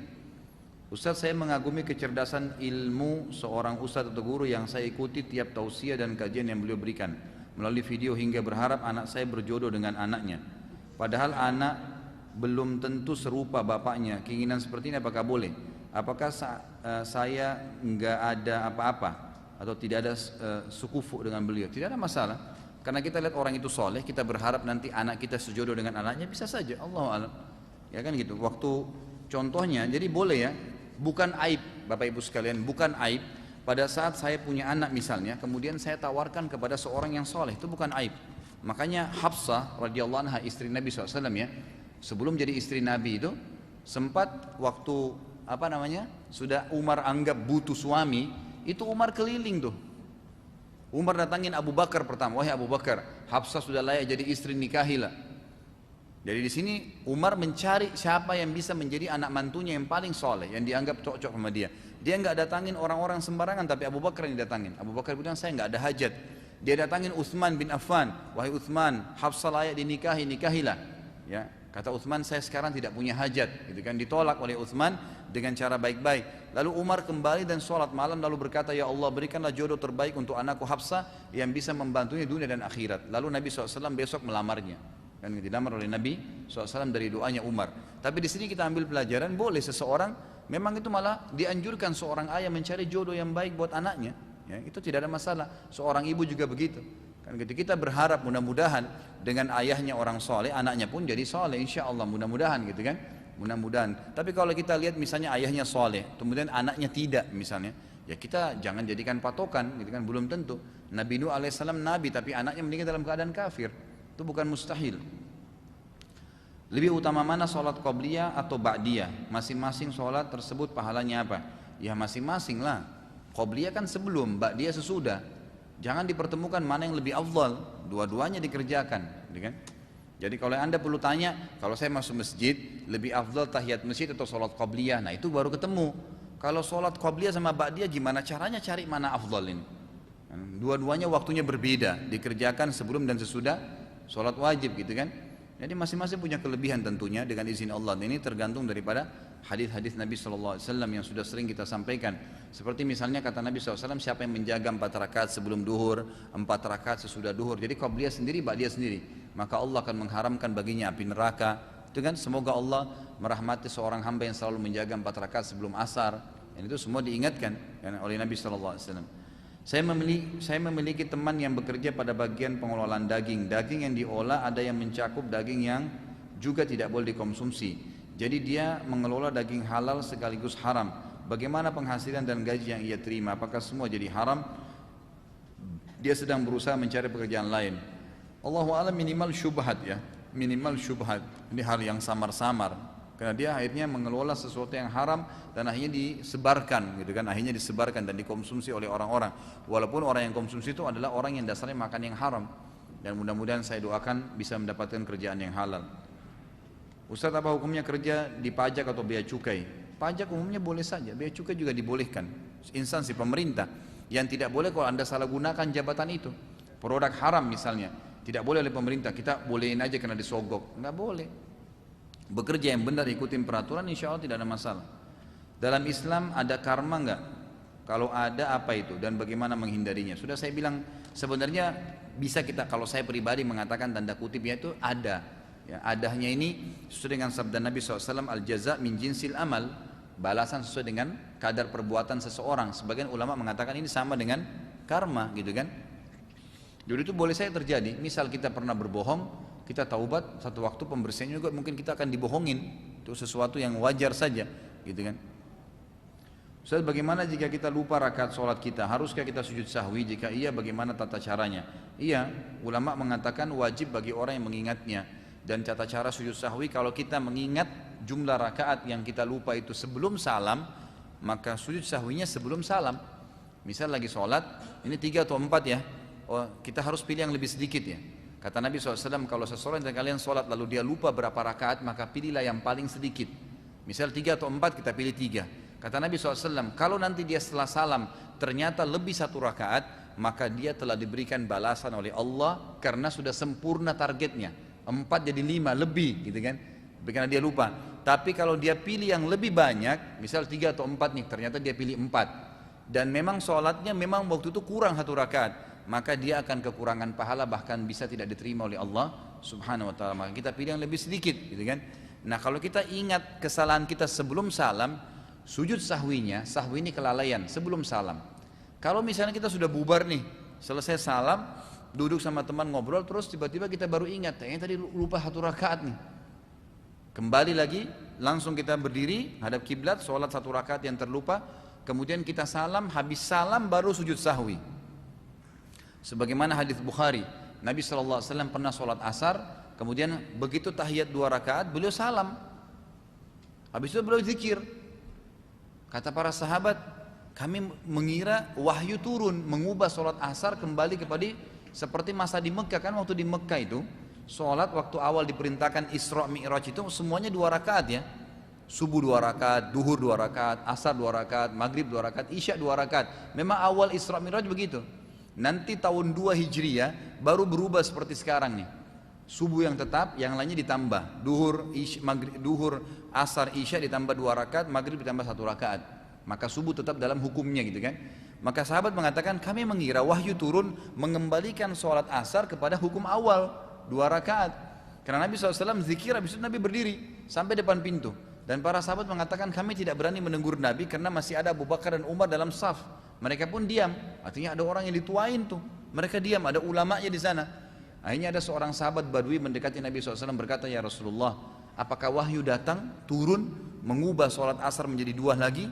Kata Nabi SAW, tidak. Atau anda lupa ya Rasulullah? Kata Nabi, saya tidak lupa. Nabi ini memang dengan hikmah Allah lupa ya. Allah ingin mengajarkan kepada para sahabat cara sujud sahwi. Maka Nabi SAW masuk ke masjid memegang tangan sahabat ini, lalu berkata, benar gak yang orang ini bilang? Ya, kata para sahabat, benar ya Rasulullah, tadi anda cuma 2 rakaat. Maka Nabi SAW itu langsung menghadap kiblat, takbir, semua sahabat ikutin. 2 rakaat yang tersisa, disolatin, salam, setelah salam baru beliau sujud sahwi. Perhatikan ya, jadi kalau ingat kesalahannya sebelum salam, sahwinya sebelum salam. Kalau sudah terlanjur bubar, maka sujud sahwinya setelah salam. Apakah ada anjuran untuk menindih telinga wanita? Bukan ada anjuran, tapi dilakukan oleh para sahabiat yang saya tahu. Para sahabiat melakukan menindih telinga-telinga mereka sebagai perhiasan, itu dibolehkan saja. Umumnya ulama fikih mengatakan itu hukumnya halal bagi kaum wanita. Apakah boleh ketika beristighfar dengan niat untuk meminta ampun selain untuk diri sendiri, tetapi juga untuk orang tua dan untuk orang-orang yang pernah saya gibahi sekaligus? Boleh. Seperti kita bilang Allahumma ighfir lil muslimina wal muslimat, itu boleh kan? Tidak ada masalah. Kita minta ampun untuk seluruh kaum muslimin, boleh. Ustadz bisa tolong ceritakan sejarah Imam Bukhari yang katanya orang Rusia. Bagaimana beliau dapat meriwayatkan banyak hadis? Beliau memang dari wilayah Rusia, ya, wilayah Bukhari itu nama wilayah Bukhara. Bukhara itu Rusia. Memang beliau asli Rusia, gitu kan? Asli Rusia. Ceritanya cukup panjang ya Imam Bukhari rahimahullah. Tapi setelah ekspansi di zaman Umar radhiyallahu anhu ke wilayah Persia, maka seluruh suku Persia umumnya masuk Islam. Di antaranya sukunya Imam Bukhari rahimahullah, wilayah Bukhara. Lalu kemudian tersebarlah para ulama-ulama dari tabi'in di sana. Jadi Imam Bukhari ini belajar dari para tabi'in, bukan sahabat ya. Jadi beliau ini generasi tabi'in. Sahabat sudah meninggal di zaman itu. Di zaman Imam Bukhari sudah habis, nggak ada sahabat lagi. Jadi beliau lahir itu sudah habis sahabat, tinggal generasi tabi'in. Maka beliau belajar dari para tabi'in. Atha bin Abi Rabah, Sa'id bin Musayyib, gitu kan, Ibnu Sirin. Beliau belajar dari para tabi'in. Itu guru-gurunya Imam Bukhari rahimahullah. Ringkas cerita seperti itu, beliau belajar hadis dan menghafal cukup banyak hadis sampai akhirnya beliau menjadi ulama hadis. Beliau menjadi ulama hadis, gitu kan. Dan memang beliau sangat teliti, hafalannya sangat luar biasa. Di antara kisah beliau pernah diundang oleh beberapa ulama hadis dari Irak. Kemudian mereka mengatakan kita mendengar ada seseorang yang bernama Muhammad. Namanya dia kan Muhammad ya. Ada nama Muhammad dari negeri Bukhara menghafal hadis, undanglah dia. Maka ulama-ulama hadis berkumpul, kalau saya tidak salah jumlahnya 100 orang. Lalu mereka membolak-balikkan hadis. Jadi mereka mengatakan, misalnya yang pertama mengatakan fulan an fulan, misalnya Ahmad meriwayatkan dari Yusuf, Yusuf dari Abdullah bin Umar, Abdullah bin Umar dari Rasulullah SAW, dibalik nama-nama ini. Kemudian matan hadis innamal a'malu binniyat dibalik, misalnya amalu innama binniyat. Itu kan, lalu Imam Bukhari diuji, coba kamu sebutin benar nggak hadisnya. Nah, waktu itu Imam Bukhari bilang sudah selesai, pindah yang kedua sampai 100 orang. Setelah 100 orang Imam Bukhari bilang, di situ awal mulanya terkenal Imam Bukhari Jazirah Arab pada saat pengetesan ini. Langsung beliau mengatakan, kalau kamu sudah 100 orang bolak-balikan hadis nih, Imam Bukhari kembali ke yang pertama. Kalau kamu tadi kamu balik sanadnya, mestinya fulan an fulan. Kemudian hadisnya kamu begini, isinya kamu balik jadi begini. Semua 100 orang diperbaikin sama dia, gitu kan. Jadi tanpa ada kesalahan. Memang beliau sangat jeli rahimahullah, dan beliau sangat hati-hati. Beliau mengatakan tentang hadis 6.000 hadis dalam Sahih Bukhari yang beliau tulis ya. Itu subhanallah, beliau mengatakan saya tidak meletakkan dalam bukuku ini sebuah hadis kecuali saya pastikan hadisnya sahih. Dan itu pun ya setelah bertemu langsung, karena syaratnya Imam Bukhari untuk memastikan hadis itu sahih, beliau harus ketemu langsung sama perawinya. Itu syarat Imam Bukhari. Misal dia dengar di wilayah Syam ada satu orang tabi'in bernama fulan meriwayatkan dari sahabat, didatangi nama dia tuh, ketemu sama itu orang. Benar nggak anda pernah sebutkan hadis begini? Benar. Dicari tahu tentang orang itu, benar, ternyata terpercaya, betul dari sahabat itu, baru ditulis sama beliau. Itu pun beliau mengatakan setelah saya pastikan ketemu dengan perawinya, saya juga sujud 2 rakaat untuk memastikan memang untuk sholat ini minta agar hadis tersebut benar atau tidak diberikan petunjuk oleh Allah Subhanahu wa taala, baru ditulis dalam bukunya rahimahullah. Orang tua saya percaya dengan primbon karena katanya ilmu primbon itu ilmu alam, kejadian yang diamati oleh orang zaman dulu yang ditulisnya ke dalam buku, dan katanya semua ilmu pengetahuan itu datangnya dari Allah SWT. Saya pernah ajak orang tua saya ke tempat ruqyah tapi tidak ada reaksi apa-apa. Itu bagaimana Ustaz? Mohon penjelasannya. Saya takut orang tua saya meninggal dalam keadaan musyrik. Tentu saya tidak tahu seperti apa isi ilmu itu ya, tapi kalau semua khurafat ya, macam-macam isinya yang tidak pernah ada tuntunan. Jadi kita tidak boleh ragu sebagai seorang muslim ya. Al-Quran itu mencakup semua ilmu, nggak ada yang tidak ada dalam Al-Quran. Ilmu alam ada, ilmu ini ada, ilmu semua ilmu ada. Jadi apapun yang kita mau tahu kisah sebelum kita, umat-umat sebelum kita, memang disebutkan juga dalam Al-Quran. Dan itu sebaik-baik rujukan bagi seorang muslim, tanpa ada beda orang Arab atau orang Ajam, orang yang lain, gitu kan. Kalau ilmu ini menceritakan hal-hal yang memang tahayul, ya, kisah-kisah kosong, nggak boleh. Dan itu memang tidak butuh ruqyah, itu nggak butuh ruqyah, karena dia cuma membaca kisah. Ruqyah itu kalau dia belajar ilmu sihir, Allahu alam. Kalau memang itu adalah bagian daripada ilmu sihir, ilmu ya ramalan, itu semua baru butuh ruqyah. Kalau masalah dia ada reaksi atau tidak, kalau memang tadi saya bilang cuma ilmu umum saja tidak akan ada reaksi. Tapi kalau ilmu sihir pasti ada reaksi. Mungkin Anda butuh ruqyah beberapa kali dan kepada orang yang tepat saja. Ustaz, kalau ada orang yang mengajak ghibah tapi tanpa kita tanggapin, apakah kita berdosa juga? Dosa yang terlintas di benak kita atau di kuping kita yang kita tidak iakan, itu tidak ada dosanya. Semua ibadah yang kita kerjakan saudaraku, itu akan ada terlintas riyaknya. Misal kita lagi sholat nih, itu setan masukin riyak tuh orang di sebelah kamu, tuh begini, tuh suara kamu bagus, apa saja lah. Selama kita tidak iakan, tidak berdosa. Kita nggak terima ajakan setan gitu ya. Jadi seperti itu. Nah kita digoda untuk mengganggu orang berzina misalnya, tapi kita nggak ikutin, maka itu tidak berdosa. Ya tidak berdosa insya Allah. Jadi kalau kita tidak tanggapin tidak dosa. Apakah kalau kita hanya membaca di grup WhatsApp beberapa orang sedang bergibah, ya kita ikut berdosa walaupun tidak ikut berkomentar? Kalau kita sengaja tahu jelas ini gosip dan dibaca ya dosa. Jelas-jelas kita tahu tuh gibah, ikut-ikutan baca ya berarti gibah, ikut-ikutan gibah gitu kan. Kalau kita tidak tahu, kita baca sepintas nanti pertengahan baru tahu ternyata ini gibah, kita berhentiin tuh insya Allah nggak dosa. Ya. Tergantung niatnya. Sering terlintas di pikiran saya seseorang yang bukan mahram saya juga tidak mengenal secara langsung dan jarang sekali bertemu. Kami hanya satu organisasi, saya memang ada kecenderungan kepadanya karena agamanya bagus. Apakah itu gangguan jin Ustaz? Saya sudah rutin melakukan ruqyah mandiri namun masih terjadi. Saya takut berbuat dosa karena memikirkan orang yang bukan mahram saya. Apa yang harus saya lakukan? Minta doa kepada Allah SWT. Doa pada saat sholat tahajud, minta kepada Allah petunjuk. Ya Allah, kalau memang ini orang yang terbaik buat saya, mudahkanlah, kalau tidak hilangkan. Jangan Ustaz tidak bisa buat apa-apa, dan tidak bisa kita menghilangkan perasaan itu dari anda. Tapi Allah SWT yang memegang hati manusia, sebagaimana doa Nabi SAW, ya muqallibal qulub, ya Allah yang memegang hati manusia, yang bisa membolak-balikan gitu kan.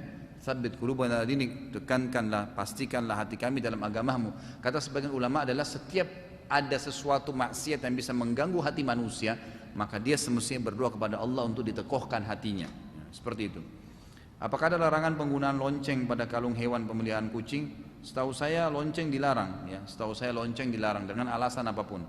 Ya, sebagaimana pernah ada buku saya bawain dulu, judulnya itu Rumah-rumah yang tidak dimasukin oleh malaikat. Anda bisa beli, terbitan Gema Insani Press buku itu.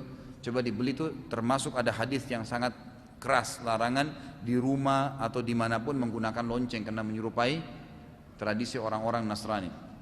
Jadi sebaiknya nggak usah. Apakah profesi fotografer dilarang? Tergantung. Fotonya apa dulu? Kalau foto perempuan telanjang ya dilarang, gitu kan? Tapi kalau foto-foto yang benar, pemandangan gunung, nggak ada masalah. Sesuatu yang tidak dilarang. Jadi itu kembali kepada yang diambil, yang di shoot itu haram atau tidak. Apakah ada apabila ada seseorang yang tinggal di negara yang mayoritas non muslim, apakah boleh makan daging sapi dan semacamnya, sedangkan tidak mungkin dia bisa menelusuri apakah daging itu disembelih oleh muslim atau ahli kitab?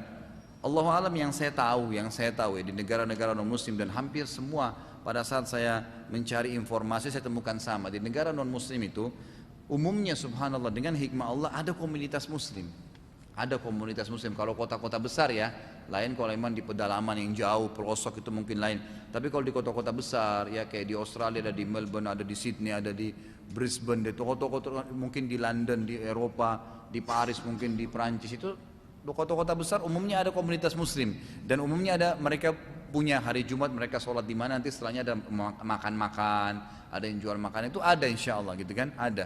Dan ada saya lupa ada salah satu pengusaha muslim itu dia tinggal di Inggris itu dia sampai punya cabang cukup banyak di negara-negara minoritas muslim ini itu yang memang apa namanya dia jual daging halal dia jual semua itu mestinya. Tapi kalau anda pun berada di memang tempat anda tidak tahu maka bisa memakan sembelihan ahli kitab. Sebagaimana Allah sebutkan dalam surah Al-Ma'idah ayat 5 menjelaskan boleh memakan sembelihan ahli kitab. Yang tentu yang halal ya seperti sapi, ayam, nggak boleh sembelihan hewan yang dilarang. Di rumah saya banyak tikus dan kecoak. Bagaimana cara membasminya secara benar? Tanya kepada ahlinya itu. Siapa di sini yang bekerja nih membasmi serangga? Kalau tanya kepada saya hukum halal haram, Bapak Ibu, masa basmi kecoak? Tapi boleh, kalau mau dibunuh boleh saja gitu kan. Dibunuh tuh kalau kita masih bisa aman, disapu, dikeluarin itu lebih bagus gitu. Tapi kalau mau dibunuh karena mengganggu boleh saja. Ustaz, bagaimana hukumnya memakan daging burung, haram atau halal? Kalau halal apakah semua jenis burung bisa dimakan? Ini sudah saya jelaskan ya hadisnya, yang tidak menyerang dengan pelatuknya. Maksudnya di sini menyerang musuh ya, kayak burung elang misalnya gitu kan menyerang dengan pelatuknya. Tapi kalau kayak burung merpati itu halal, burung puyuh gitu kan, itu semua dibolehkan selama tidak menyerang dengan pelatuknya. Ustadz, dalam pembagian warisan ketika terjadi beda keinginan anak laki-laki ingin dengan hukum faraid dan wanita dibagi rata, kemudian anak laki-laki berkata bahwa dia tidak ikhlas. Jika ada yang tidak ikhlas anak laki-laki maka hukum uangnya adalah haram. Benarkah uang menjadi haram ketika ada anak laki-laki yang tidak setuju dan tidak ikhlas, Ustaz? Anak laki-laki, iya jelas. Masalah anak laki-laki ikhlas atau tidak ikhlas dalam menerima pembagian, tetap hukumnya berdosa. Nggak boleh membagi harta tidak mengikuti hukum Allah, haram hukumnya. Kalau misalnya sudah dibagi, laki-laki 2 bagian, perempuan 1, lalu si anak laki-laki mengatakan sudah deh bagian saya kasih kakak saya yang perempuan, silahkan. Setelah itu ya, tapi kalau dari awal dibagi rata nggak boleh, walaupun laki-lakinya setuju. Ini bukan masalah dia setuju, masalahnya hukum Allah di sini, nggak bisa. Setelah diambil bagiannya baru dia kasih sendiri, dia hibahkan silakan. Tapi nggak boleh berbagi hukum yang bukan hukum Allah. Ustaz, apa sebabnya celana di bawah mata kaki bisa mendapatkan dosa? Hadis Nabi, kata Nabi SAW dalam hadis sahih, kullu ma tahta qadamaini finnar. Kan dalam buku kita ini ada ya. Bapak Ibu yang belum punya bukunya bisa beli, judulnya 76 dosa-dosa besar, terbitan Darul Haq. Ini lebih banyak dalilnya. Kata Nabi SAW, semua yang di bawah mata kaki bagi laki-laki hukumnya haram. Ya, dalam api neraka itu ada ancaman memang. Dan sudah panjang lebar saya jelaskan, itu bisa dilihat di bahasan dosa-dosa sebelumnya. Saya ingin menikah, apa yang harus saya lakukan untuk memilih calonnya? Bagaimana kriteria menurut Islam? Ini banyak yang mau menikah ini. Daftar lagi ya. Jadi kriteria saya sudah bahasakan, selalu tolak ukurnya cuma satu, agama dan akhlaknya. Wasiat Nabi SAW untuk wanita apa? Wahai wanita dan walinya, ayahnya, kalau telah datang kepada kalian laki-laki yang kalian ridhoi agama dan akhlaknya, terima lamarannya. Kalau tidak terjadi kerusakan. Bagi perempuan, bagi laki-laki, wanita dinikahi karena 4 hal: hartanya, kecantikannya, keturunannya dan agamanya. Dan dahulukan agamanya, maka aman hidupmu. Jadi selalu tolak ukurnya adalah agama. Yang kedua baru datang fisik, datang kekayaan dan seterusnya. Waktu apa ini? Tawaf putaran 1 baca doa, putaran 2 doanya beda lagi, 3 doanya beda lagi. Apakah itu termasuk bid'ah? Enggak, sama sekali, bebas berdoa apa saja. Silakan. Karena Nabi SAW membolehkan meminta doa apa saja pada saat tawaf, jadi boleh saja. Bagaimana hukumnya sholat tasbih yang dikerjakan 1 bulan sekali? Enggak ada masalah. Boleh saja, karena Nabi SAW dalam sholat tasbih yang dihasankan oleh Syekh Albani hadisnya, kata Nabi kepada Abbas radhiyallahu anhu, saya ajarkan kamu sholat wahai pamanku, kerjakanlah setiap hari sekali. Kalau kamu tidak bisa seminggu sekali, kalau kau tidak bisa sebulan sekali, kalau kau tidak bisa setahun sekali, kalau kau nggak bisa minimal sekali seumur hidupmu. Berarti di sini ada dibolehkan sebulan sekali, nggak ada masalah. Boleh nggak datang reuni SMP dan reuni SMA? Kalau tidak ada maksiat silahkan. Kalau nggak ada maksiat, dibuat pengajian misalnya, nggak ada masalah. Gitu kan? Ustadz, hukum memberi infak pada pengemis di pinggir jalanan, lalu bagaimana perihal larangan dari pemerintah, undang-undang yang melarang memberi? Ya kalau misalnya kita memang melihat orang-orang itu sangat butuh gitu kan, karena saya sampai sekarang ini belum melihat ada sosialisasi dari pemerintah kita untuk mengambil alih ya secara 100%, karena mereka masih banyak yang berjalanan dan susah hidupnya gitu kan. Mestinya memang kalau dilarang pun mesti memang ada konsekuensi, diambil, diamankan supaya tidak ada memang ya kan, sehingga kita bisa menyumbang dengan cara baik. Allah alam, saya masih melihat sekarang itu kalau memang kita lihat keadaannya, kalau orang itu betul-betul susah, ada seorang ibu yang sangat tua gitu kan. Saya kemarin keluar dari rumah saya itu ada seorang ibu, kesian sekali kelihatan dari bajunya, jalannya juga susah, duduk di pinggir jalan, berharap mungkin cuma untuk beli nasi saja. Kesian sekali, nggak mungkin orang seperti ini mau bohong gitu kan. Tapi kalau ada anak muda datang cuman pukul-pukul tangannya di lampu merah minta uang, ya apa gitu kan, ya nggak usah, itu nggak usah dikasih. Mungkin bisa masuk dalam kategori larangan di sini karena memang dia tidak ada sesuatu yang mendesak untuk itu ya. Allahu a'lam. Ustaz, kalau pernah menabrak kucing lalu kucingnya terzalimi, lalu secara fakta anaknya lahir kemudian cacat, apakah boleh percaya pada perihal karma demikian? Nggak ada tuh, khurafat semua itu kan, nggak ada.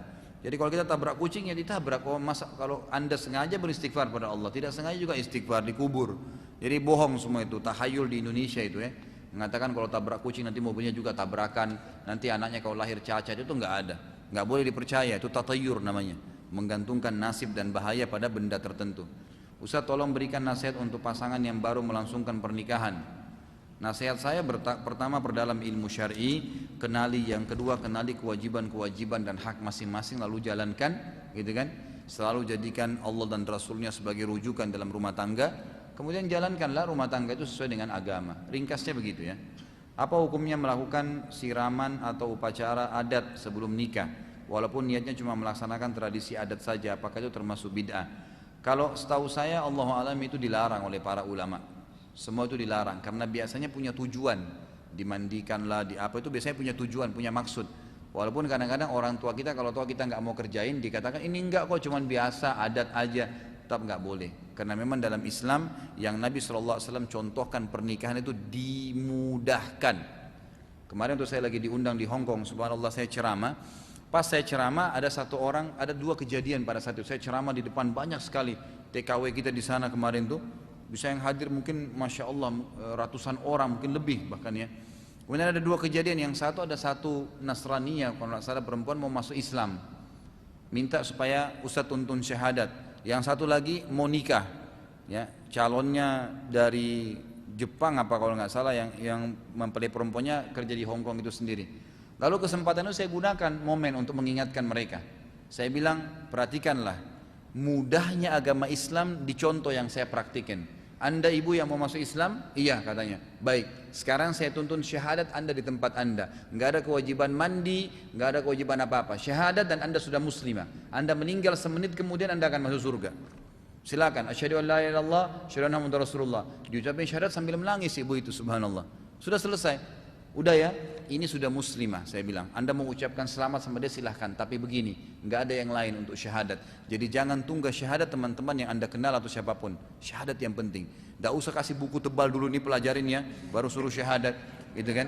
Itu nggak perlu, karena kalau dia meninggal malam itu dia sudah mau masuk Islam, Anda tanggung jawab. Kenapa nggak syahadatin, gitu kan? Suruh syahadat, itu mudah. Lalu pada saat menikah saya panggil, silakan laki-lakinya, saya bilang, ini sudah diwakilkan kewaliannya sudah. Baik, lihat perhatikan dalam Islam. Inilah kemuliaan Islam. Hubungan biologis akan halal di sini bisa dinikmatin, punya keturunan yang jelas statusnya hanya dengan kalimat akad. Si perempuan laki-laki ini saya bilang, Anda cukup mengucapkan saya terima nikahnya, sudah sah. Pada saat saya yang nikahkan, saya nikahkan Anda dengan fulana binti fulana yang diwakilkan oleh walinya si fulan dari Indonesia, kebetulan mewakilkan gitu kan. Maka dengan mas kawin ini, dia bilang saya terima nikahnya, sah, selesai. Saya bilang selesai pernikahan, sengaja saya bilang begitu, selesai pernikahan. Enggak ada perlu menyebutkan Al-Fatihah untuk ini, membaca doa khusus, tidak pernah Nabi SAW kerjakan. Nabi kalau ada sahabatnya mau nikah, langsung dinikahkan, selesai, disuruh pulang. Loh memang begitu, supaya menunjukkan mudahnya pernikahan, gitu kan? Sehingga tidak ada lagi pintu zina yang terbuka. Allahu alam. Jadi seperti itu harus gambarannya. Saat ini saya sedang menjalankan bisnis bersama sahabat saya, namun sahabat saya non muslim. Bagaimana hukumnya berbisnis dengan non muslim? Boleh saja, nggak ada masalah selama bisnisnya halal, boleh. Apa hukumnya apabila diundang pernikahan teman tapi tidak datang karena alasan misalnya rumah jauh, apakah itu dosa? Tidak, insya Allah selama kita sudah minta maaf, selama sudah kita minta maaf. Ini yang tersisa, masya Allah, kertas panjang-panjang ya, bisa jam 4 subuh kita bubar. Ustadz, kalau sholat sunnah, contoh sholat tahajud sambil membaca mushaf Al-Quran, bolehkah? Boleh saja, nggak ada masalah. Selama sholat sunnah ya, selama sholat sunnah. Masih ada 2 menit ya. Apakah setiap perbuatan Nabi SAW yang sifatnya manusiawi seperti selera makan dan lain-lain pasti merupakan sunnah yang berpahala bila mengikutinya? Dulu ada sahabat yang sebelum umrah beliau buang air kecil besar, buang air besar terlebih dahulu karena Nabi Muhammad pernah buang hajat sebelum umrah haji sehingga sahabat itu mengikuti beliau. Tapi ulama menafikan bahwa buang air besar Rasulullah SAW ini bukankah merupakan sunnah Nabi namun hal manusiawi. Jadi gini, memang ada dalam sunnah Nabi, dalam kehidupan Nabi ada namanya jibiliyah. Ya, jibiliyah itu sesuatu yang terharuskan ada pada beliau, seperti fisik beliau yang kekar dan besar, warna kulit beliau, rambut beliau yang lebat, alis beliau yang tebal, itu jibiliyah. Nggak mungkin umatnya semua sama alisnya dan rambutnya dengan Nabi SAW, gitu kan? Termasuk cara jalan Nabi SAW, dikatakan dalam hadis Nabi kalau jalan seperti orang turun dari bukit. Jadi cepat sekali Nabi SAW kalau jalan, gitu kan? Jadi ciri fisik, kemudian cara jalan, itu semua kata para ulama adalah manusiawi. Nabi SAW tidak masuk dalam syariat, tidak masuk dalam syariat. Tapi kalau ada orang mengerjakannya karena itu ciri dari dirinya Nabi, boleh, nggak masalah. Tapi bukan bagian daripada syariat. Termasuk dalam sini adalah masalah imamah. Ya, imamah itu bukan bagian daripada syariat Islam sebenarnya. Tapi Nabi SAW memakai imamah, dan perlu ditahu zaman itu orang kafir Quraisy pun pakai imamah. Jadi pakaian orang pada saat itu ya. Jadi tidak ada secara khusus memang Nabi memerintahkan pakailah imamah misalnya, gitu kan. Ini disebutkan oleh Dr. Sulaiman Rahili pada saat saya sedang berjalan bersama beliau, dan beliau jelaskan kepada saya imamah termasuk bagian daripada kebiasaan Nabi SAW, tidak masuk dalam bagian syariat, gitu kan. Nah ini boleh dikerjakan dengan niat Nabi pernah kerjakan, dapat pahala, tapi bukan bagian daripada syariat, gitu kan. Kalau masalah makan itu jelas. Tadi yang kita sebutkan masalah daging kambing misalnya, digemari oleh Nabi SAW. Dan saya sudah pernah bawain buku kecil kan, ada buku kalau nggak salah setengahnya buku ini ya. Judulnya itu apa sih itu hari, ada gambar makanan. Ya, buku itu saya anjurkan, di situ ada makanan-makanan favorit Nabi SAW. Ada hadis yang menyebutkan 5 hewan yang dianjurkan untuk dibunuh. Salah satunya adalah tikus. Kalau tidak salah hadisnya seperti apa matanya dan apa sahih sanadnya. Lalu apa hikmahnya? Iya benar. Jadi anjing hitam ya yang polos tadi, kemudian tikus, cecak, kalajengking dan ular. Ya, ini termasuk yang dibolehkan untuk dibunuh. Hadisnya sahih ya dengan sanad yang sahih. Ini kalau tidak salah riwayat Imam Nasa'i, Imam Abu Dawud, Tirmidzi, ada 3 imam yang meriwayatkan hadis itu. Mengapa kotoran kucing juga najis? Saya pernah mendengar hadis sahih bahwa bila suatu bejana air minum di jilat kucing, maka Rasulullah membolehkan dan tidak beliau anggap najis karena Rasulullah menganggap kucing termasuk hewan yang biasa berada di sekitar kita. Mengapa kotoran kucing najis? Karena dia bertaring, gitu kan? Dan semua yang bertaring dalam hadis dikatakan, yaitu berarti kotorannya, semua yang haram dimakan dagingnya, maka kotorannya menjadi najis. Apakah benar hukum larangan memakan daging hewan bertaring ditaksis, dikhususkan dengan kebolehan memakan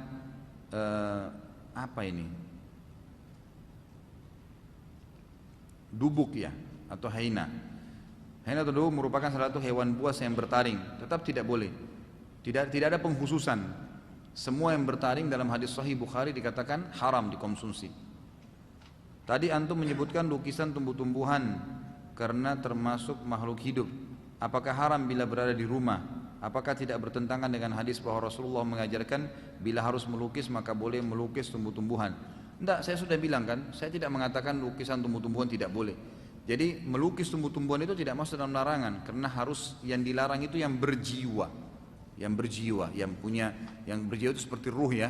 Itu umumnya ulama mengatakan manusia, jin, hewan dan orang. Ulama sebagian memasukkan malaikat, sebagian lagi memasukkan malaikat. Allahu alam. Kalau benar dari Allah, kalau salah dari saya mohon dimaafkan. Subhanakallahumma wa bihamdika asyhadu an la ilaha illa anta astaghfiruka wa atubu ilaik. Wassalamualaikum warahmatullahi wabarakatuh.